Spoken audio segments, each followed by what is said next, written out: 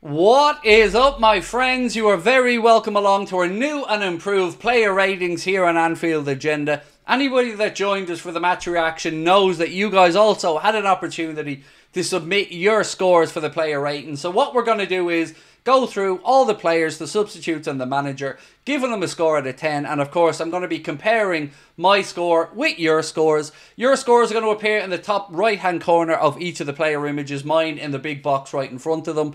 And also, if you want to take part moving forward, just join us for our match reaction and you'll see a link there to click on where you can submit your player ratings. Again, thank you to our sponsors, Manscaped, who've been with us right throughout this journey. We do appreciate their support, as well as our moderators and all of you guys who've watched with us so far. So, with all of that into account, let's get stuck into the player ratings. Starting off, as we always do with the goalkeeper, it was Caoimhín Kelleher in between the sticks today.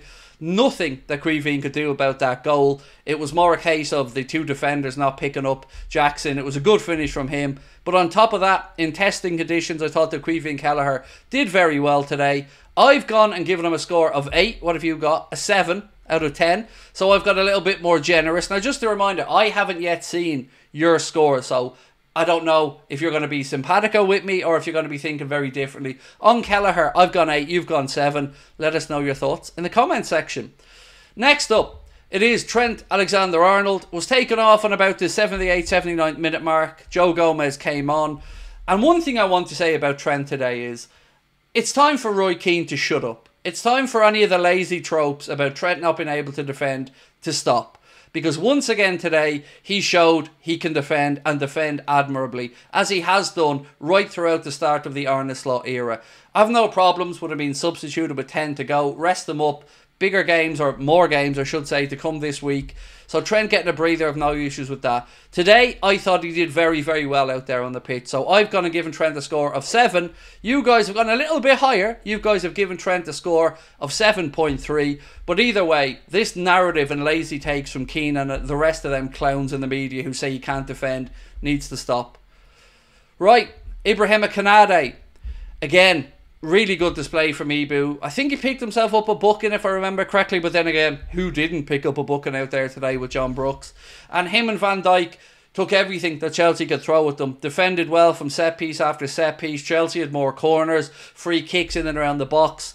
And look, the goal we needed to be better on. But other than that, again, big man and other big man did very, very well. For me today, I've given Ibu a score of 8. You guys, not feeling quite as generous, have gone for a 7.2 for Ibrahim Konate. Next up, our captain, Virgil van Dijk. And it was a joy to watch him orchestrate that defence, to move people around like chess players, and to make sure that everybody was setting in the positions they needed to be. Chelsea's goal came because, well, look, Konate had an outstretched leg, and that's what played Jackson offside. But other than that, as I mentioned a moment ago, the range of passing for Virgil was top-notch. The defending, the leadership, all of it was there today in very difficult decisions, or excuse me, very difficult conditions against a very decent Chelsea team. So I've given Virgil also a score of 8. You guys, close to giving him the same score. You've gone for a 7.7. Next up, Andy Robertson. So it seems like there's a bit of a mixed bag here in regards to the comments about how people believe Robbo played. Some people who messaged us at the game said they thought Robbo did well. Others felt like they thought he looked like he was struggling a little bit. I think he did okay today. Don't really remember him doing too much wrong. A couple of slack little passes that I think he could have gone long with rather than trying to play out from the back. But again, that is the instruction he's been given. So I've given Robbo a score of 7. You guys, pretty close. 6.9 up there in the top right-hand corner. So on this one, I think we all agree, in and around a 7 for Andy Robertson. Ryan Gravenberch, our star boy, didn't get man of the match today, either with Sky or with the Anfield Agenda audience. You guys correctly, I think, went for Curtis Jones. But it was a good performance again by Ryan, and he's got this signature move now, doesn't he? We know that Johan Cruyff has the Cruyff turn, or had the Cruyff turn, excuse me, may you rest in peace, what a great player. And what an impact, by the way, Cruyff had in a game of football. But his Dutch compatriot here, Ryan Gravenberch, having his own little move. That blocking, shielding the ball, allowing it to run across his body, and then getting away from players in midfield. Whatever superlatives you want to use for Ryan, keep them coming. Today, I've given him a score of 8. You guys, a little bit lower. I've gone for a 7.7.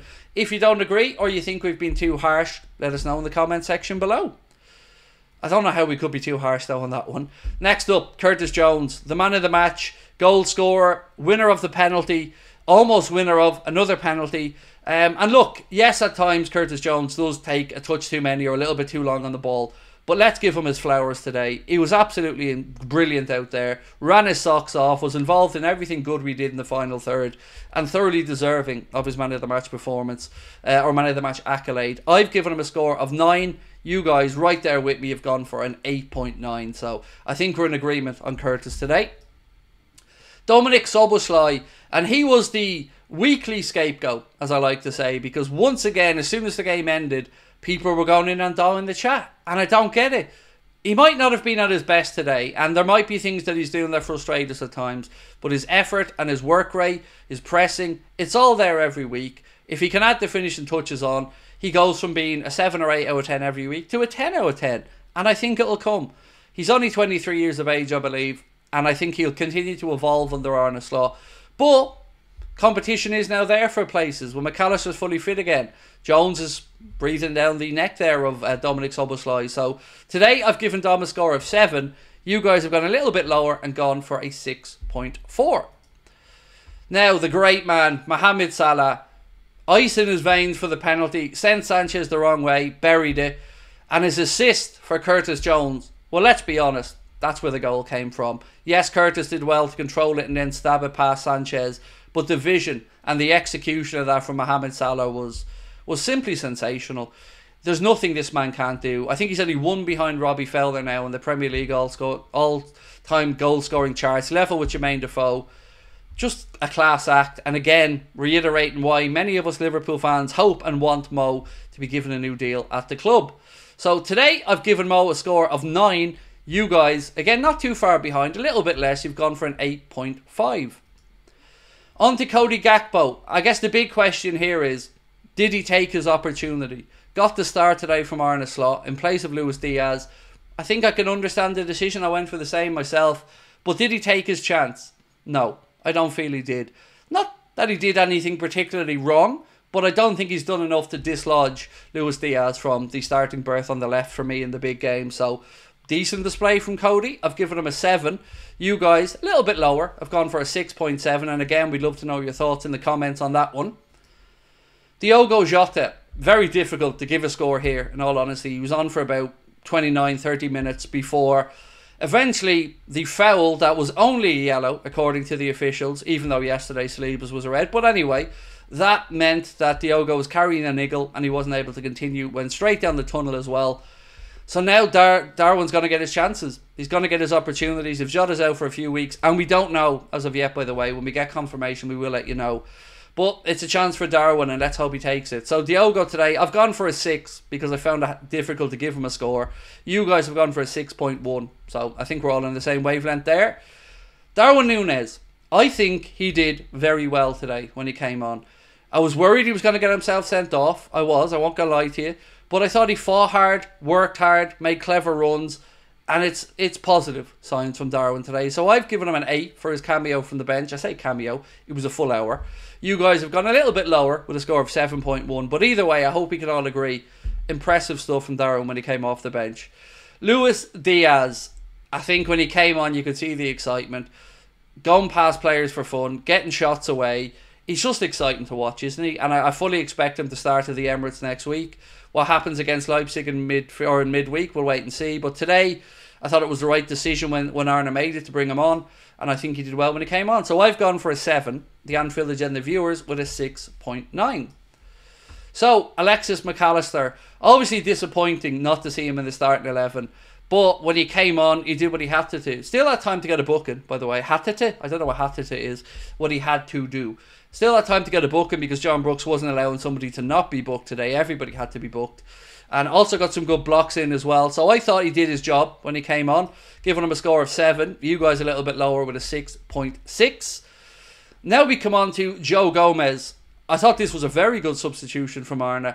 Trent was having a very good game. Did nothing wrong. But it's good to keep Joe involved. And he helped us see the game out with some good work on both sides of the pitch. Sometimes when we were defending a corner, obviously Joe was switching and defending from the left back position.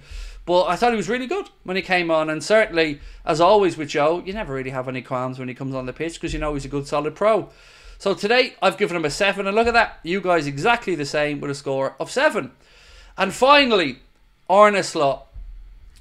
Look, this was a difficult week for Arne. When you get players back late from international duty, as many of the top teams do, and you've got niggles, and you've got to try and manage players, and you know there are big games coming up over a very hectic period, it would be easy to start looking ahead, or maybe taking your eye off the ball. Add into that all the contract talk as well.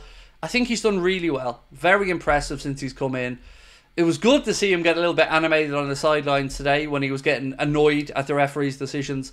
So I've given Arne today a score of 8 out of 10. And you guys have gone a little bit higher and gone for a score of 8.4. So, my friends, that concludes the Anfield Agenda player ratings. I will not be live tonight at 8:45, but there will be a video out tomorrow morning with all the news, as well as a video with David Lynch coming up tomorrow evening, and of course a late night agenda tomorrow night. Until then, please do keep hitting that subscribe button if you are new to the channel. Drop a like on this video as well. But most importantly, my friends, enjoy the fact that Liverpool Football Club are top of the league, and there ain't a thing that anybody can do about it for now. Much love, my friends. Bye-bye.